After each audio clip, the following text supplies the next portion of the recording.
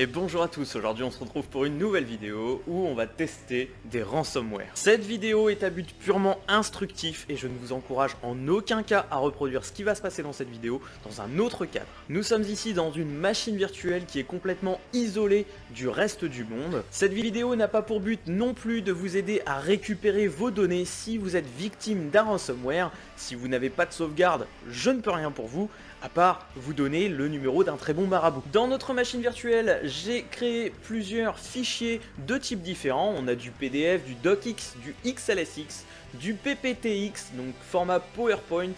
On a une vidéo en MP4, une photo en JPEG, en PNG, une archive en format zip, une note au format TXT et même un raccourci. Donc assez de fichiers pour tester la majorité de nos ransomware. J'ai évidemment pris un snapshot de la machine à cet instant précis pour pouvoir revenir en arrière très facilement et pouvoir tester différents types de ransomware. Je précise que je suis dans la dernière version de Windows 10, la 17.09, et que Windows Defender est désactivé. Et donc tout de suite nous allons lancer notre premier ransomware. Donc, nous allons tester les trois plus dangereux, Petya, WannaCry et le dernier en date, Cerber. Je commence tout de suite par Petya. Je vais lancer le gestionnaire des tâches afin que nous puissions suivre l'évolution de Petya.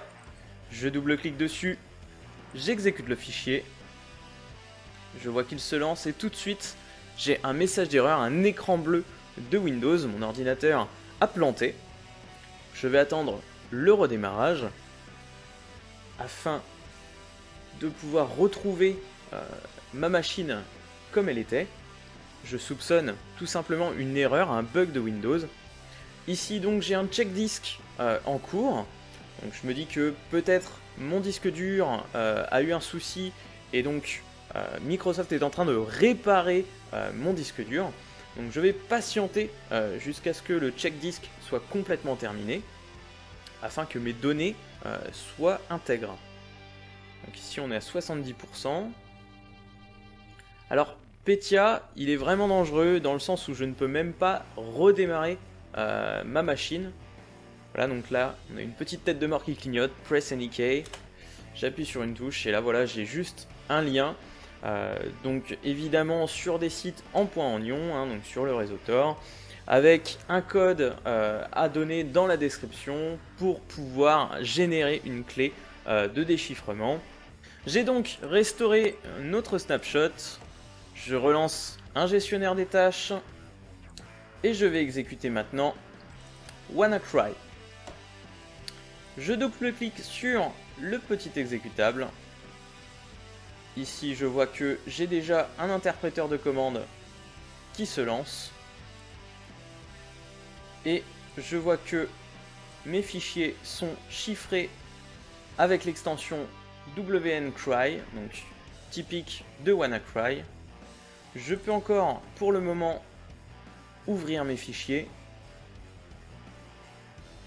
Alors évidemment le chiffrement me prend énormément de ressources. J'essaye d'ouvrir mon fichier JPEG.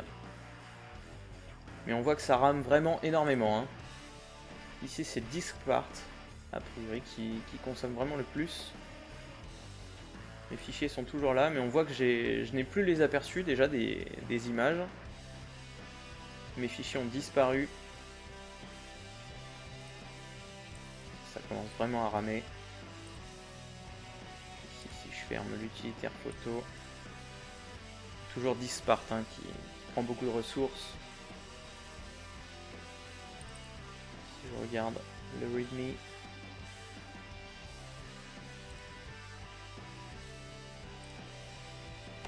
donc évidemment on retrouve une somme à payer en Bitcoin avec une adresse qui nous est fournie et ça chiffre encore. Hein.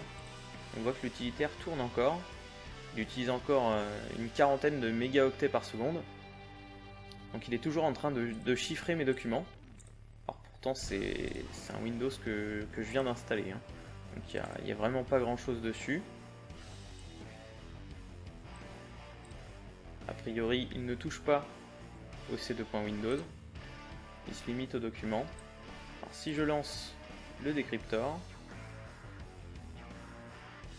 d'accord, Donc ici je vois que j'ai un paiement qui m'est demandé. Vous n'avez que 3 jours pour soumettre le paiement, ensuite le prix sera doublé.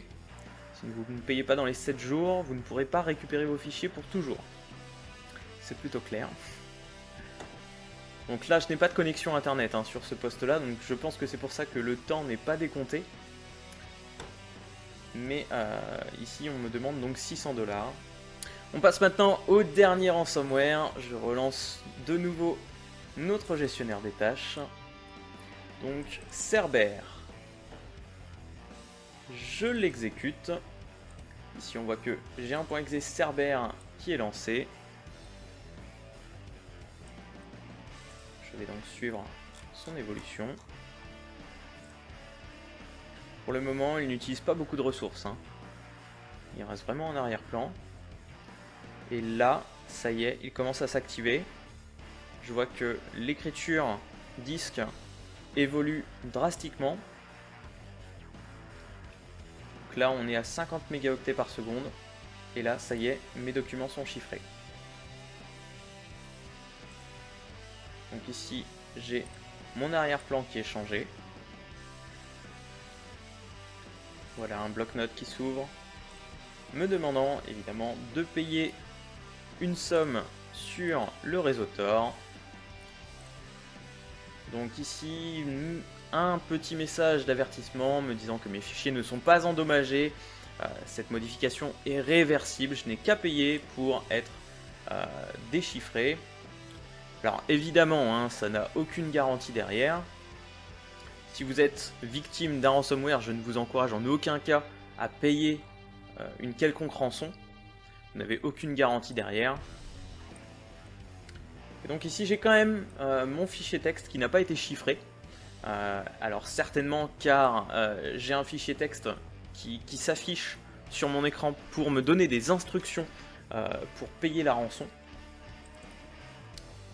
Et donc une petite page HTA, HTA donc c'est le format des pages web autonomes en standard sous Windows. Donc j'ai toujours mon processeur qui tourne à 99% WMI, donc un outil typique de Microsoft. On peut faire vraiment beaucoup de choses avec. Voilà, on va en rester là pour aujourd'hui. Les amis, je vous rappelle que pour éviter les ransomware, la seule tactique à avoir, c'est de faire des sauvegardes. Il existe énormément de logiciels de sauvegarde gratuits ou payants. Une simple clé USB suivant la taille de vos documents, ça peut faire l'affaire. Je vous ai parlé la dernière fois de Disk to VHD. Pour ceux qui n'ont pas vu la vidéo, c'est par ici. Évidemment, en amont, les gestes de bonne santé, ne jamais ouvrir de pièces jointes dont vous n'êtes pas sûr de l'expéditeur, ne jamais exécuter de fichiers dont vous ne connaissez pas la provenance, ou des fichiers qui peuvent vous paraître bizarres, avec des extensions bizarres, etc. Vraiment des bonnes pratiques à avoir. J'espère que cette vidéo vous aura plu. Si c'est le cas, n'hésitez pas à mettre un petit pouce bleu, à vous abonner à la chaîne si ce n'est pas déjà fait. Sachez que pour le bien de toutes et de tous, je ne fournirai pas les ransomware, je ne donnerai pas dans la description de lien de téléchargement vers ces fichiers. Je vous dis à très vite pour de nouvelles vidéos et d'ici là, portez-vous bien.